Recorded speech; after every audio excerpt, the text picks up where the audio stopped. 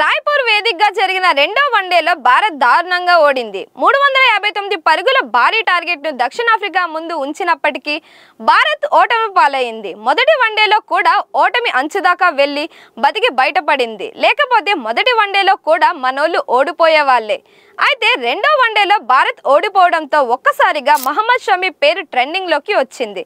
ఇప్పటికైనా భారత్ జట్టులోకి మహమ్మద్ షమిని తీసుకోవాలని డిమాండ్ చేస్తున్నారు ఫ్యాన్స్.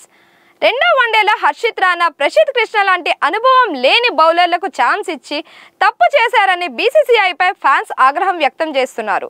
ఈ మ్యాచ్లో హర్షిత్ రాణా 70 పరుగులు ఇవ్వగా ప్రసిద్ధ్ కృష్ణ 85 పరుగులు సమర్పించుకున్నాడు.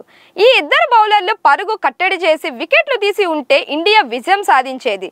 కానీ హర్షిత్ రాణా, ప్రసిద్ధ్ కృష్ణ చెత్త ప్రదర్శన కనబరిచి భారత్ను ఓడించారని మండిపడిపోతున్నారు. వన్డే వరల్డ్ కప్ 2023 సమయంలో 7 మ్యాచ్లు ఆడి 24 వికెట్లు పడగొట్టాడు షమి. ఛాంపియన్స్ ట్రోఫీలో 5 మ్యాచ్లు ఆడి 9 వికెట్లు పడగొట్టాడు.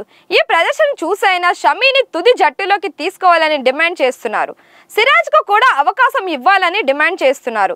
ఇలాగే షమి లాంటి ప్లేయర్లకు అవకాశం ఇవ్వకుండా బీసీసీఐ వ్యవహరిస్తే భారత జట్టును కాపాడడం కష్టమే అంటున్నారు.